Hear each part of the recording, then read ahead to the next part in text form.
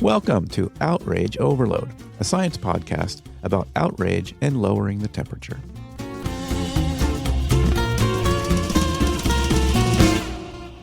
Imagine this. A president defies a court order, refusing to halt an action that a federal judge has ruled illegal. Agencies created by Congress are systematically dismantled or ignored. Laws meant to prevent corruption are suspended by executive order. And all the while, oversight mechanisms, Congress, the courts, the press, struggle to hold power accountable. Oh wait, we don't have to imagine. It's happening right now. For decades, power has been shifting toward the executive branch. But we may now be entering a new phase, one where the president is no longer bound by the traditional checks and balances of the American system of government. That's what we're going to talk about on this episode of the Outrage Overload podcast.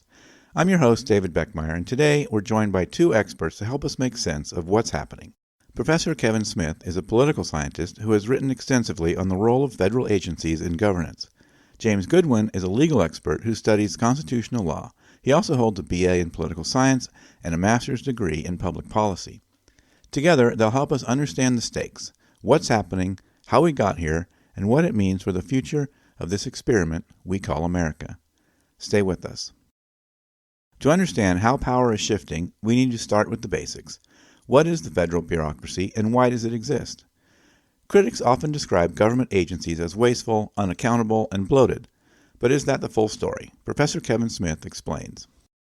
The size of the federal workforce relative to the growth in population has been pretty flat for a very long time. I mean, the federal government, might do more contracting out.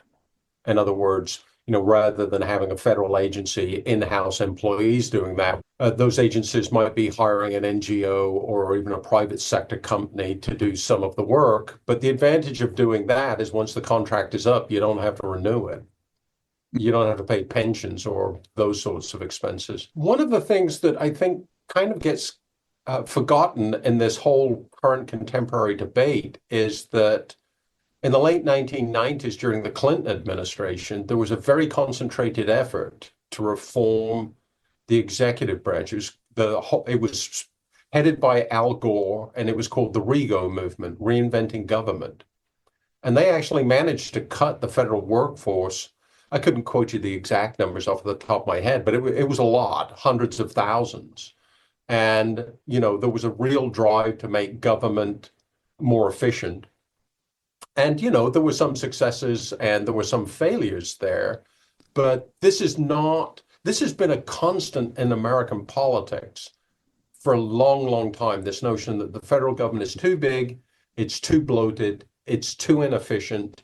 And we need historically, it's been somebody with business savvy. If only we could run government a little bit more like a business, we'd save more money and we'd get more bang for our buck out of our government. And sort of like what Elon and the lads and the Doge thing are doing is just sort of like the latest iteration of something that's been going on for a long, long time. One of the things that I think a lot of people don't realize is that federal executive branch agencies, in fact, any public bureaucracy, is not designed to be efficient. The whole of the United States government is not designed to be efficient. And I'll say that again. It is not designed to be efficient. And it was very, very deliberately designed that way. What the government is designed to be is responsive. It's designed to treat people as equals before the law. This is why you have all that red tape and process and bureaucracy. A lot of it is to ensure equality of treatment. And does that result in a lot of red tape, a lot of frustration, and a lot of actions on behalf of government agencies or that are undertaken by government agency where you're sort of like scratching your head and thinking, what the hell's that all about? And the short answer to that is yes, absolutely. And you know what? That's not a bug. That's a feature. I mean, I'll give you a perfect example. I can't speak to this because I haven't looked at it in a while, but around the time of the Great Recession, so 2008, 2009, there were at least 5 federal agencies regulating the banking system. It makes no sense. I mean, if you're approaching this from efficiency, MBA sort of perspective, it makes no sense. Why do banks get their own regulator and then savings and loans get a different sort of regulator? Well, I can tell you why, because that's democracy in action. The representatives of those two industries have lobbied their members of Congress who have responded by creating agencies to sort of like oversee their little part of the world. And that doesn't make any sense from an efficiency sort of standpoint. It makes perfect sense from a democracy sort of standpoint. I mean, and it's surprising coming from an administration which is a Republican administration, which I guess it's more of a populist administration than a conservative administration. But there's plenty of conservatives in the Trump orbit. Is there's no examination of what is colloquially called Chesterton's fence, which is you don't destroy something without figuring out first what its function is, what it's for. And if you understand why it is there and why it is doing what it's doing, and you've thought about the second and third order consequences of tearing that fence down, and you are happy that that's going to produce a better world, then go ahead, tear it down. But just tearing down the fence and then figuring out later, oh, that was a bad idea. When it comes to governance, that's a really bad idea, because sometimes it takes, generations to build up an effective set of processes and norms. And I hear people who get very frustrated with government agencies because they can be frustrating, they can be irritating. But, is life going to look a lot better once they're gone? Everybody is talking about we need to get rid of more bureaucrats. We need to get rid of more bureaucrats until there's a huge plane accident or something like that. And then it's like, well, why isn't the government doing something about that? USAID might be some people's idea in a defensible way. I'm not trying to throw shade at people who make this argument. It's like that is an agency that is just gone past its due date, and we need to pull back and stop funneling a ton of money through there. Great, if that's what you want to argue. But to other people, there's a defensible argument that agency is incredibly important to the United States of America. For a relatively cheap price, it allows us to exercise soft power in a world that protects the interests of American citizens.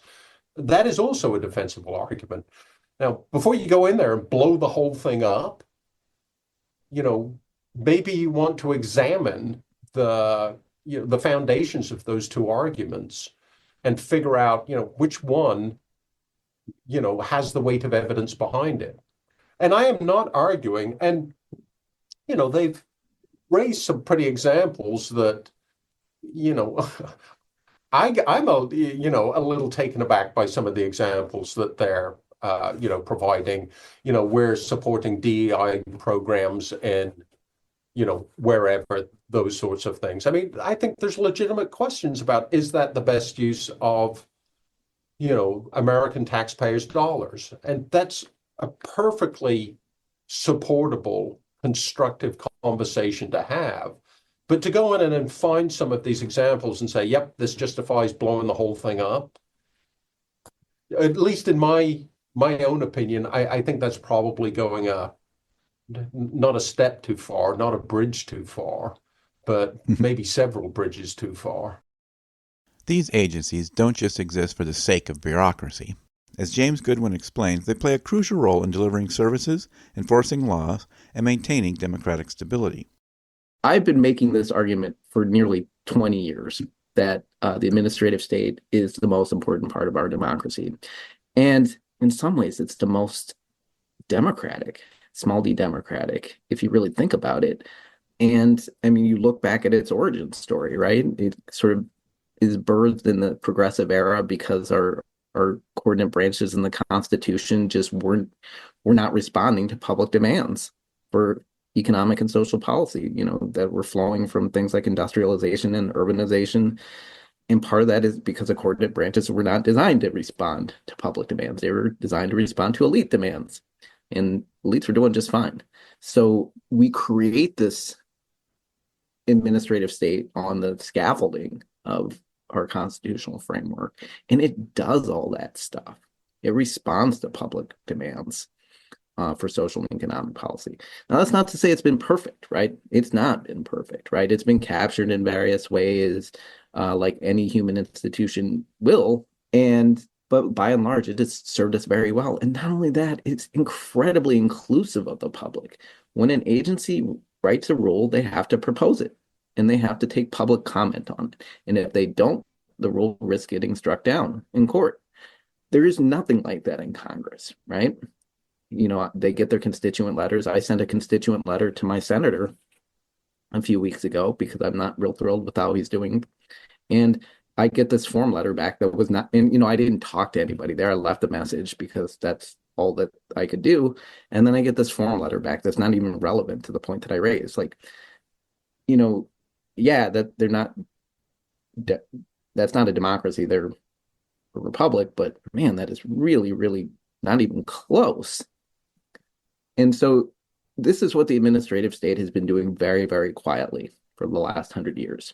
What we're now seeing is just how important the administrative state is, not just for, like I said, delivering checks and preventing pollution, but as that kind of stabilizing force in our democracy, right? These are guys and girls, people who are there from one presidential administration to the next, or at least that used to be the case. And they held the expertise, they understood how the programs worked, and they were more or less in tune with the public they were serving because, believe it or not, they are the public they serve. The FDA scientists are not Elon Musk.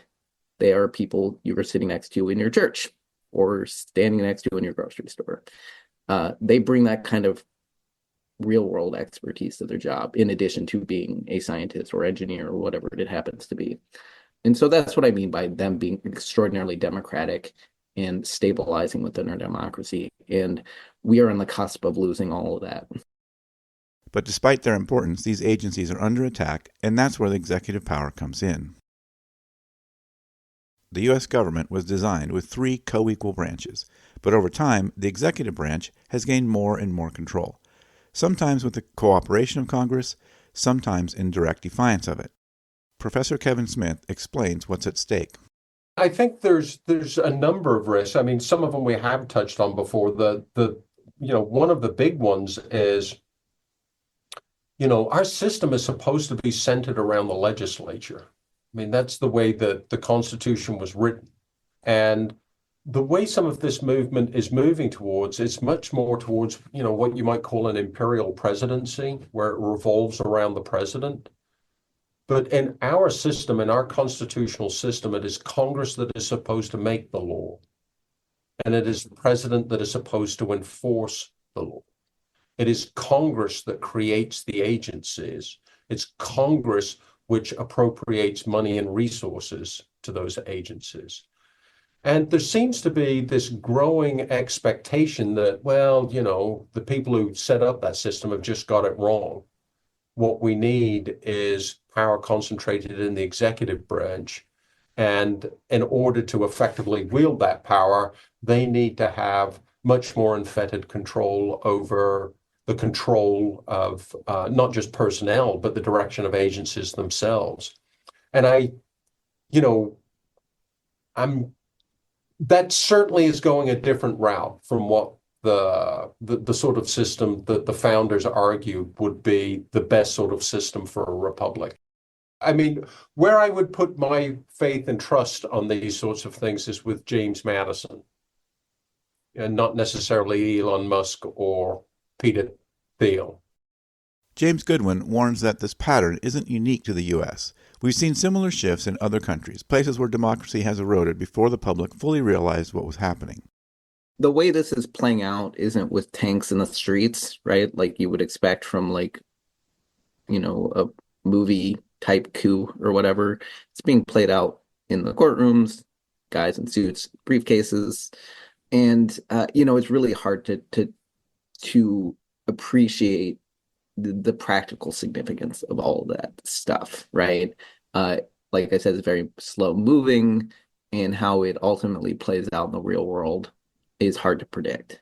I mean, instead of looking to our own history, it might be helpful to look at similar situations in other countries that have gone down what appears to be this path. So, like Raban in Hungary. And, there the parallels are just so incredibly striking. Restricting freedom in universities, if I can put it that way, cracking down on labor unions, vilifying discrete and insular minorities, in our case, the trans community, and taking control of independent media, right? Have we gotten there yet? I don't know. But, just 2 days ago, the Trump administration issued an executive order, the very bureaucratic thing, but, the kind of thing that makes the hairs on the back of my neck stick up, right? On clamping down on what are known as independent regulatory agencies. These are agencies that have historically been insulated against day-to-day presidential politics, right? Because their missions were just deemed too important to be subjected to that. One of which is the Federal Communications Commission, right? This is the agency that hands out licenses to broadcasters to do what broadcasters do. And if we have like the NBCs of the world now suddenly worried that they're not going to get their license if they are too harsh on the Trump administration, then we start getting into the self-censorship. And again, it's not tanks in the streets.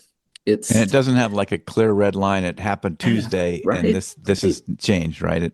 Yeah. And, that's what makes this all so frightening because, I mean, on the one hand, like when I talk about these things, I wonder, do I sound like I'm being an alarmist here? And on the other hand, like, 2 months from now, I could be looking back at this conversation saying, damn, I should have been more alarmist. That was really right. terrifying.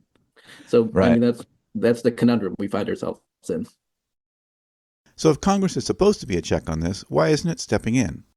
Congress has the power to create, fund, and oversee federal agencies.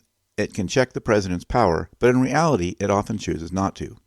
Kevin Smith explains why. I think to some extent there's a misidentification of the fundamental problem.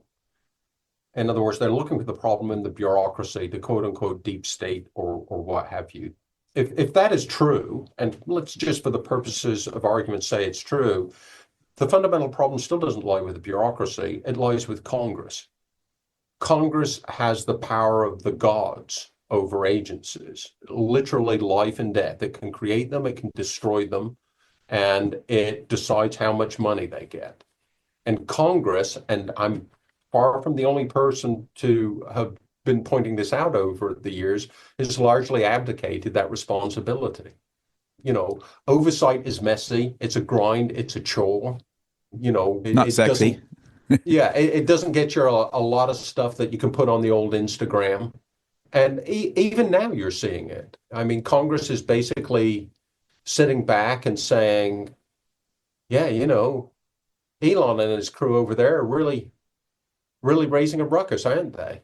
And that is essentially Congress saying, yeah, we're not doing our job, so I guess somebody else will do it. To defend members of Congress, I don't think the incentive structure is set up to where, oh my gosh, this is how I'm going to make my career, being a really good watchdog of executive branch agencies, or even being a really committed, in-depth, knowledgeable lawmaker. I'm going to make myself an expert in this area, and I'm really going to sort of like, devote my career to writing laws that are going to make a difference. Especially if you're interested in re-election, just purely in a short-term horizon sorts of way. I don't think that makes a ton of sense to do that. I mean, what you're rewarded for now, I think, is being seen on the right team by a certain voting base. And you don't signal I'm on the right team by getting yourself on an oversight committee and really devoting a significant chunk of your working life to those oversight activities. I just don't think the incentives are structured that way these days. There have been attempts to sort of like automate accountability and auditing and oversight of the bureaucracy, like the inspector generals that just got canned. And the argument there might be that, well, these are all they are agents of the deep state anyway. Well, Congress can write a law. They can change things. They could write the law to where those inspector generals are appointed by congressional oversight committees and must report direct to them. I mean, that is completely within their power. They just don't seem to be interested in doing things like that. A lot of the federal bureaucracy is fairly transparent. I mean, by law, if you ask information, they have to hand it over. Now, some of them might drag their feet, and certainly there are areas where, you can't be asking for information that includes, personal data or intrudes upon national security. But it's not like the bureaucracy is this impenetrable black box. I mean, academics have been looking inside it for forever.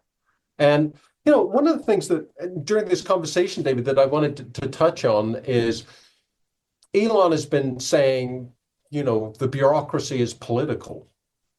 And it's sort of like, yeah, no kidding. It's always been political. Anyone who's read Dwight Waldo, who was a political scientist who wrote a very famous book called The Administrative State, which came out, I believe, in 1948, realizes that the bureaucracy makes political decisions. But there's no way they're going to stop making political decisions because it's part of the job description. You cannot write a law or even a set of rules and regulations that are so detailed that it can cover every potential circumstance and contingency that an agency or an agency member might face. And when there's uncertainty, there's no firm guidance. They have to make decisions. And in doing so, they allocate resources. They spend some of the taxpayers' money. They make decisions. Yes, sorry, citizen X, you don't get Y.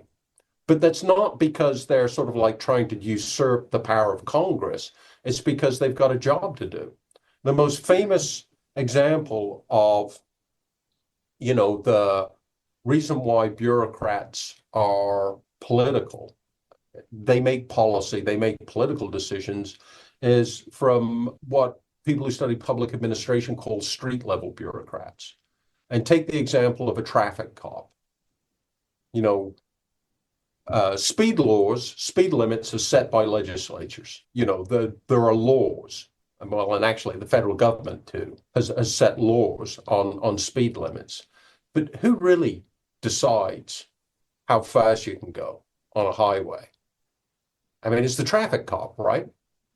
And if the traffic cop tries to stop everybody, let's say the speed limit is 65 miles an hour. If the traffic cop is anyone who's going 66 miles an hour or higher, I'm going to stop. There's no way that traffic cop can catch all of those. I mean, it's just impossible. So what do? They basically figure out some number that, this is where it's sort of like, I'm not giving you 5 miles an hour here. You come screaming through here at 90. That's who I'm going to stop. But arguably, whatever the number is, it's set by the traffic cop. It's not set by law. And there are parallels to that example in every bureaucracy. And it's, political decisions are made every day by bureaucrats, not because they're power hungry, but because they have to make decisions. They just don't have a whole lot of choice about it. Now, do they always make the right decisions? Absolutely not.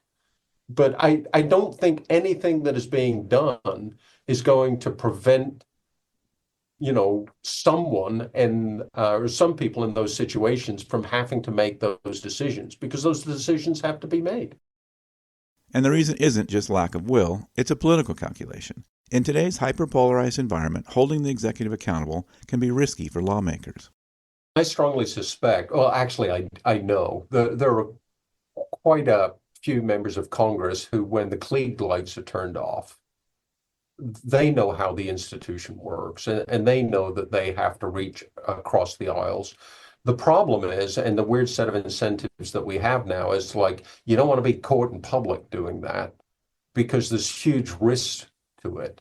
And especially now that you've got things like, there have been sort of like these implicit promises, like you better go along with what we want, or Elon is going to fund a primary challenge to you.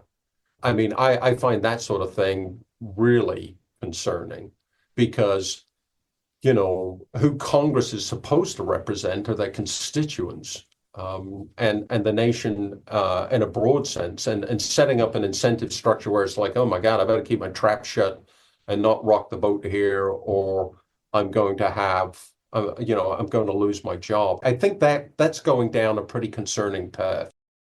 I think, to defend sort of like the Trump movement, I mean, I think there's a legitimate argument that a lot of people believe government is out of touch. That, the Trump was elected to sort of like shake up government and make it pay a little less attention to elites and a lot more attention to the masses. And I don't think there's anything wrong with that. That is the system self-correcting itself. Where I'm taking issue is on specifics, where, in some cases, a fly swatter would be okay. You don't have to go in there with a sledgehammer. The argument that the government is wasting money, I think that's inarguable. The government is spending some money on stuff that most people go, oh my God, there's no way we should be spending money on that stuff. Fine, root that stuff out. But even when you get, like $10 billion or $50 billion, numbers that are inconceivable to the average person, certainly to me, I think what a lot of people don't realize is that, in the context of the federal budget, that's, coins in the couch cushions. That, at one point, Elon was talking about cutting $2 trillion is a realistic number. Well, that would basically mean we keep defense, we keep Social Security and Medicare, and we keep interest on the debt, and we get rid of everything else. I mean, the math just doesn't work out. I mean, nobody is having a serious conversation about what do we want from our government and what are we willing to pay for it. And I think we collectively are avoiding that conversation because that's going to be a hard conversation because we want really different things from government. And even the techno-libertarians, I mean, Elon has certainly not been shy about taking government contracts. In my state, Nebraska, I mean, it's an agricultural state. And the USDA, through crop insurance and various agricultural programs, does a lot to support that industry. Well, I mean, is it fine for some people, but not for others? I think, yeah. I mean, my concern is that this is not an attempt to sort of like seriously figure out what government should do, how much we are willing to pay for it, and try to come up with some feasible policy path to get there. It's more, I would say it's performative, but I don't think it's just performative because the substantive effects are potentially so large. There could be some good things that come out of this, but I really don't think those second and third order consequences have been fully thought through. With Congress reluctant to act, the courts become the last line of defense, but what happens when the executive ignores them? The judiciary is supposed to interpret the law and determine what is lawful, even when it means ruling against the president. But that system only works if the executive respects the courts. Kevin Smith warns that we're seeing a dangerous precedent unfold. One of the things that's a little bit concerning about what's going on right now, it's the precedent that's being set. Currently you've got somebody going in and causing a lot of disruption in federal agencies, and Republicans are cheering them on because essentially the disruption that's being undertaken, serves the sort of policy and political ends that Republicans are in favor of. those same people who are cheering it on now, I'm not so sure would be cheering it on if it's done by a set of Democrats from the political left. And especially when, one of the things that's concerning is like, are they actually going to defy court orders? I mean, if that happens, then I think, there's a pretty significant line that gets crossed. The market is a wonderful self-correcting mechanism, but one of the things that drives the market is the profit incentives. And if you have a choice between cutting corners or maximizing profit, there's an awful big temptation to do the former. Now, you might get away with it and make a bunch of money, or it might blow up in your face. And then it's sort of like, well, you're put out of business. The market has spoken. Nobody will buy your product anymore. But when it comes to things like public utilities, if you leave it to the market, when it blows up in some company's face, which eventually it will, there's going to be an awful lot of collateral damage. The externalities there could be pretty severe. James Goodwin takes it further, explaining what a full-scale constitutional crisis could look like if defiance of court orders continues. I mean, we've been here before many times throughout American history where a president has not been super thrilled with how a court has decided a case involving their administration.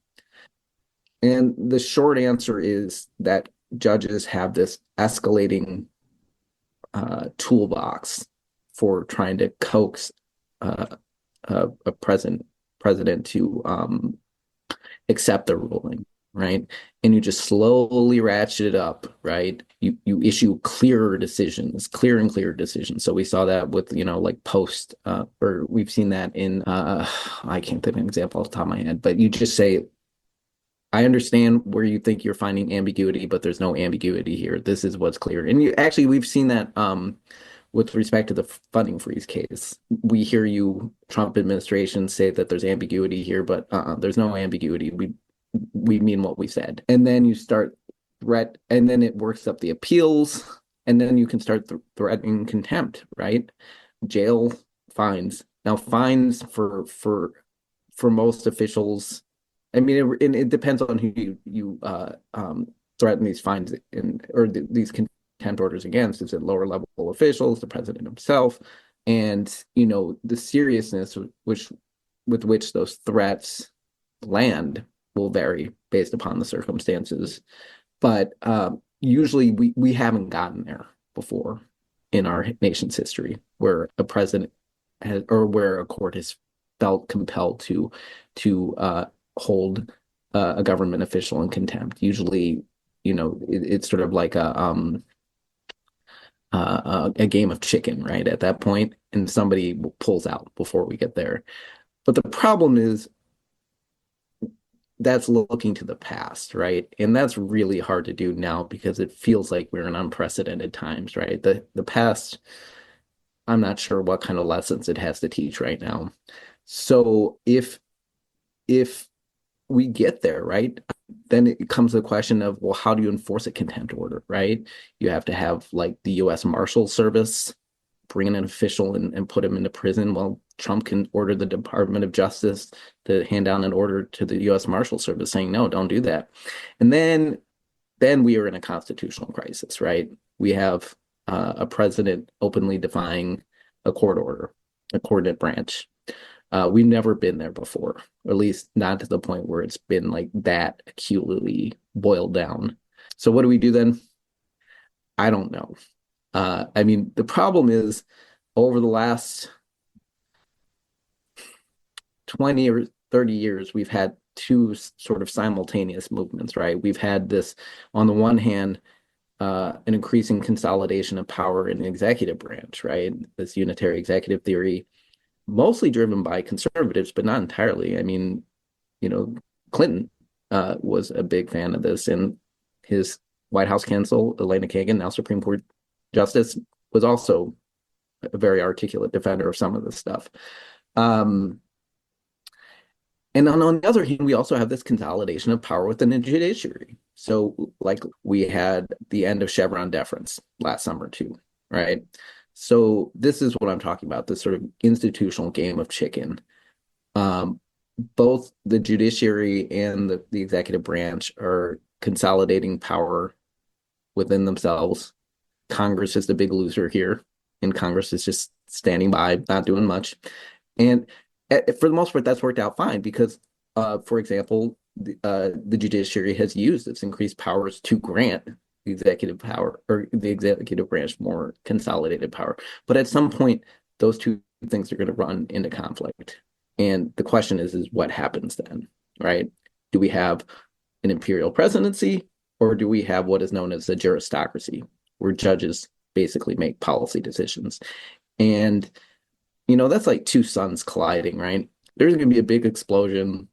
I don't know who wins. Public doesn't, though, is the likely outcome. So what legal mechanisms exist to stop this from happening? Goodwin lays out the options, and they're not pretty.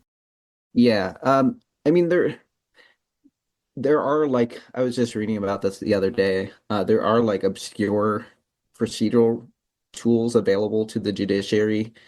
I think they're in the Federal Rules of Civil Procedure, which I know all of your audience is intimately familiar with. Right. Long story short, though, right, federal judges do have some authority to assign independent investigators, I guess, for lack of a better word, if they don't think the judiciary is going to do a good job of it or is not independent enough. They can also deputize if they think.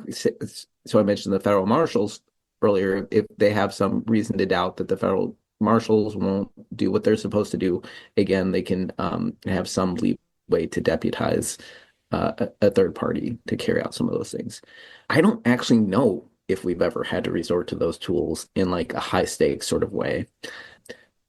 And even if we did, it's very uncomfortable to think about the judiciary going there, right? Because once you've sort of broken that glass in case of emergency, it makes it much easier for the judiciary to go and pull out that tool again. And I got to tell you, before Project 2025 and Donald Trump came on the scene, my primary fear, like threat to democracy, was not really the executive branch. It was the judicial branch. I was fearing that we were heading down the road towards what I mentioned before, juristocracy, right? And so basically these scenarios that I'm playing out in my head, like what do we do in the face of an out of control executive branch where Congress basically doesn't feel like they want to do anything in response, is to turn to the judiciary. And like, our judges in their superhero capes come in and juristocracy saves the day.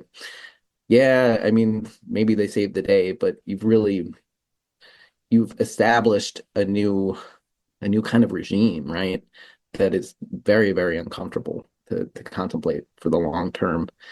The courts end up with like their own police force or something. Yeah, right. I mean, we're left in this very unsatisfying position as a people, basically rooting for authoritarians or juristocrats. And I don't like that. I don't know about other people, but I personally find that very distasteful. I'd really like Congress to step up and represent us again.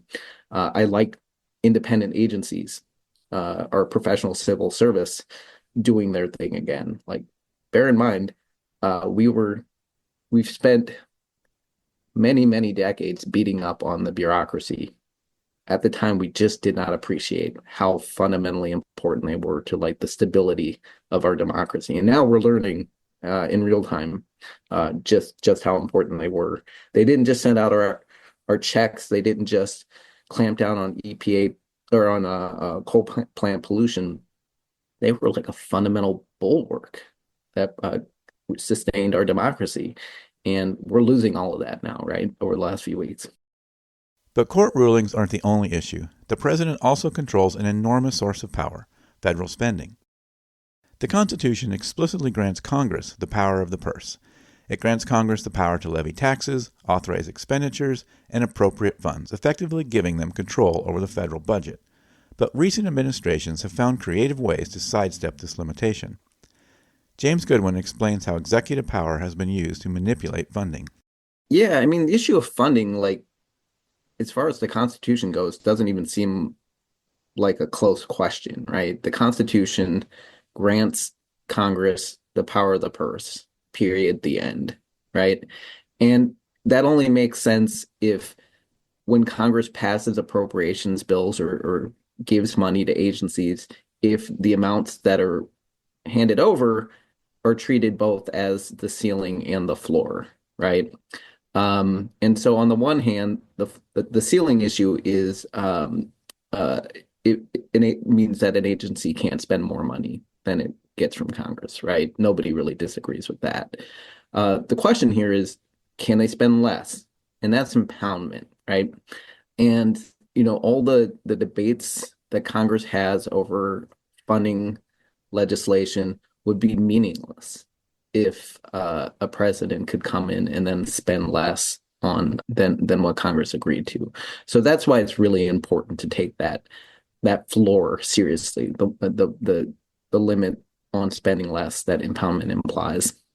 The way this also sort of got started is that the Nixon administration, signed legislation or allowed legislation to be passed, establishing agencies like the EPA, and then when it came time to fund them, balked, especially at the EPA, and certainly on certain water pollution programs. And so he refused to spend the money that Congress allocated to the EPA on these programs. He impounded it, and this was very controversial at the time, unprecedented.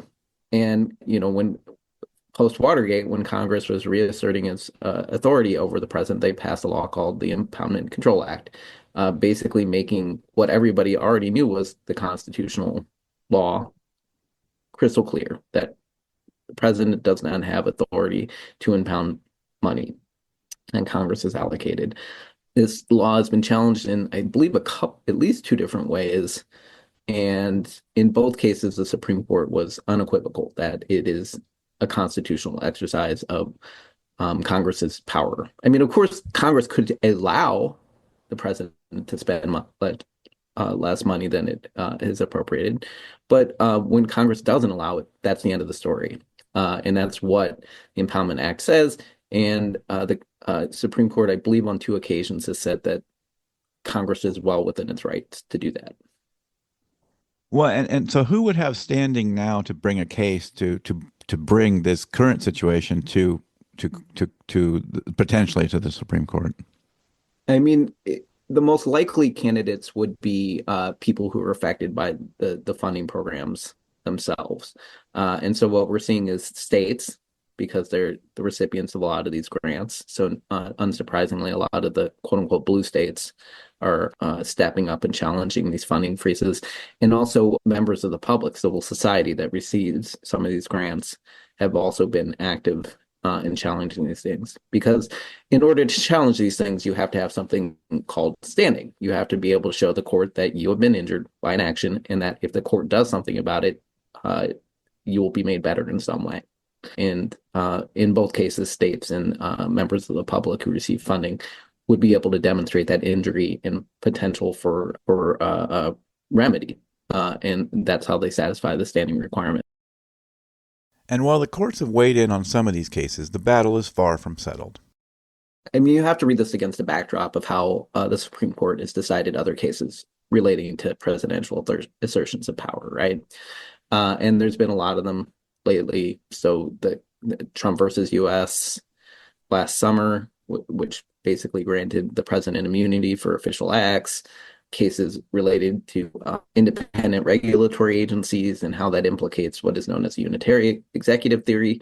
So when you look at that emerging body of law, the court seems to be heading in a very clear direction. This idea of if we want to carve out this zone, this executive power Article 2 zone of authority for the president, however, the outer limits are defined, anything within that is the president has the final say over.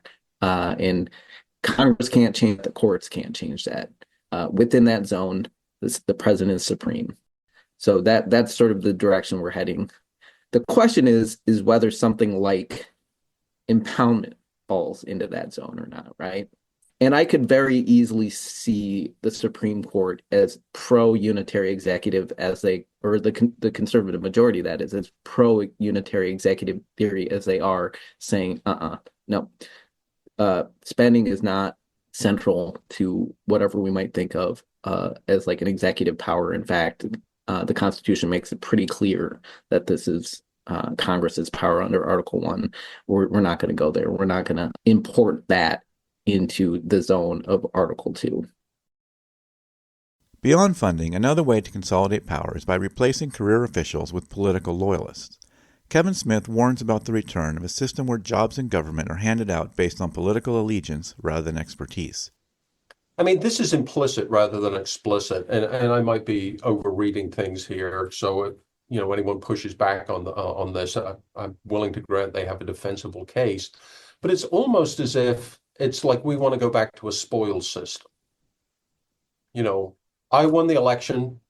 That last crowd, I'm going to fire them all. I'm going to install people who are loyal to me. Off you go. And we have had, including the federal government, has run its agencies on a spoils system below. I mean, Abraham Lincoln wrote about being driven to distraction by people wandering through the White House asking him for a job. We've had these sorts of spoil systems, and the problem is they're not efficient, and they are often more corrupt. And this is why we sort of like have a civil service system where you typically have to, the idea is you get your job because of what you know rather than who you know. And I think there's a reasonable conversation to have, and actually a conversation we probably should have, is about what sort of reforms do we want to make in sort of like civil service. Are there different ways in which we want to think about how we get people into public sector jobs? Because I think certainly some conservatives, I think, have legitimate criticisms of how we do that right now. But again, that the difference between having that responsible conversation and maybe making some adjustments and personnel matters in the federal agencies is a long, long way away from going in there, asking everybody to resign and then seeing what happens without quite sure what that's going to be. Right. I mean, I think the first one is less sexy, it's slower, it's more boring, but it's more likely to have a useful and productive outcome than the second one, which I think is sort of like a sugar high. Certainly makes you feel good in the short term. Yeah, we got those government bureaucrats. And in the long term, it's like, oh, well, boy, it sure would be nice to have a few experts around in a federal agency while we're facing this problem. It's too bad they've all gone. And Goodwin highlights a key misconception, that government agencies are inherently biased against conservatives, which has fueled calls to dismantle them. There's a political asymmetry to public service, right? People right. who were concerned about the public tend to be liberals. Yeah, and I think that, but I think the problem is like blowing it up is not the solution to that problem. No, not at all. And, this was a point I was making the other day with somebody. You look at something like Doge, right? And what is it it's effectively doing? It's replicating the Office of Management and Budget. It's replicating General Services Administration, Office of Personnel Management, Government Accountability Office, Office of Inspectors General, and so on, right? Okay, so maybe those aren't working great. But did we even try to fix those things before we instituted Doge? No, there was never a discussion about fixing any of those things before we did that. And that's why it's impossible to take Doge seriously because of that. Because any reasonable person would have said, well, what can we do about the existing system that can be fixed? No effort to do any of that. Part of the challenge is that many Americans don't fully understand how their government works, which makes it easier to manipulate public opinion. A recent YouGov poll found that 74% of Americans believe that Donald Trump should always follow the Constitution, even if it limits what he can get done. And it's important to note that this isn't just one side of the aisle talking. The numbers break down like this: 82% of Democrats, 73% of Republicans, and 71% of independents all agreed. That's a pretty strong response. It suggests that despite the noise and division, most Americans, regardless of political affiliation, value the rule of law. Now, of course, the tricky part is whether we all mean the same thing when we say follow the Constitution. Interpretations can vary, and that's where debates happen. You know, the Constitution has a pretty important, even sacred place in, you know, the American belief system. So I think you'd be hard pressed to get Americans to say, yeah, he shouldn't follow the Constitution. I think the problem is that a lot of Americans don't understand the Constitution, and that, you know, undergraduates are constantly shocked when I say, you know, the government was basically designed not to get anything done. I mean, it gets things done under a specific set of circumstances, you know, a very specific, narrow path to getting something done. And there are a million ways for the government not to get anything done. And it was absolutely designed that way. And I mean, and you have to have I can not just have sympathy, I can have empathy with people who get irritated at government. Listen, I get irritated with government too. You know, I was just down at the DMV trying to register a car. I was pretty dang irritated. But, you know, when you can understand that irritation and you can accept that maybe something should be changed, that government agencies are doing things that are not in the public interest, they're not particularly supported by Congress, they should be stopped. Fair enough. I think there's examples of this. But blowing whole things up is throwing babies out with the bathwater. But this isn't just about what the government does, it's about what we do. Goodwin argues that democracy requires active participation beyond just voting. The first thing I would say is the best thing any citizen can do is help other citizens who are being harmed by what's going on right now, right? So if a government employee who lost a job, or somebody who works for an organization that just lost funding, I mean, this is the time for like that kind of mutual aid. What I would love to see for Americans is for everybody to develop what I call a democratic persona, right? You don't need to be an expert at everything the government does. My goodness, why would anybody want that? What is the point? But it is important for everybody to engage in their democracy in between elections, right? Because frankly, that's where democracy really happens in a lot of ways. And there's just so many different ways to do that, or at least there are for now. I mean, who knows in a couple of months. And, you know, that could be commenting on rules that impact you or that you're particularly interested in. Let's say you're really interested in kids' food safety. You know, there's policies you can weigh in on there. You can get involved in citizen science in various ways. Let's say you run by a factory in your town and you cross a river that's by there. So you can keep an eye on the health of the river and report that, right? And that's what I mean. Everybody can sort of develop their own little niche, like what sort of appeals to their unique personality, and really refine and hone what their democratic persona is, how they want to engage in a democracy. And it doesn't have to be everything. It can just be one thing. And when you get engaged in that kind of granular level, democracy just works so much better. I mean, this is what de Tocqueville is basically talking about, right? And his work is about how we were engaged citizens in our day-to-day lives, and it wasn't just about voting. In today's society, that's going to look different, right? But that's the way I sort of envision it looking in a modern society. So where does this leave us? Have we already passed the point of no return, or is there still time to restore balance? James Goodwin offers his assessment of the state of democracy in America. Maybe it's just because I need to go to sleep tonight. I'm not sure if I'm ready to be that dire. I guess I have to cling to some hope that our other institutions will stand up, like they will push back on some of the worst of this. And, you know, so far they already are, to the extent that the Trump administration is winning at all in the lower courts, quote unquote, winning. It's because of things like standing, like procedure, not merits. But the real test will be as these cases move up the ladder in the judiciary, as they get appealed up to where there's more conservative judges, or in whether, Trump appointed judges or George W. Bush appointed judges are willing to put our country ahead of their party. I think that's it. That's what's going to push us from something like a 4 to a 0. The other thing is the midterm elections, right?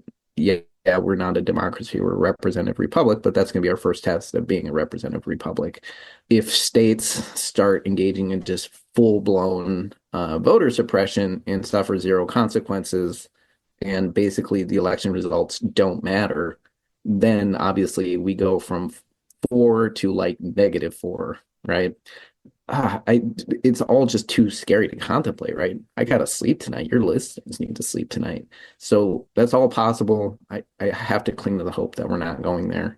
And at the end of the day, I still hold a lot of faith in our administrative state, our bureaucracy, that there will be enough people in there who are not scared, who are not bullied, who are still able to preserve even just the smallest flickering of light until another election in the future restores us to something more resembling sanity, or democratic sanity. And finally, he reminds us that everyone has a personal threshold, an issue that, if crossed, signals that democracy itself is in danger. Draw a line, right? Make a point where you say, this is where I'm not going to accept things anymore. And once that line is crossed, switch into opposition. And all of us are going to have different lines, and that's fine, right? But have your line. I think my line is, so you've heard Schedule F. Mm-hmm. So my line is, if the court that's being challenged in the courts, if that is ultimately upheld, that is my line, because that is basically the end of our independent bureaucracy as we know it. And at the end of the day, I just don't see how we sustain a democracy without it. So yeah, that's my line. So where do you draw the line? And what will you do when that line is crossed? Thanks for joining me for this episode of Outrage Overload. If you found this discussion valuable, consider sharing it with a friend. And as always, let's work together to lower the temperature and protect democracy. Many thanks to our guests, Kevin Smith and James Goodwin.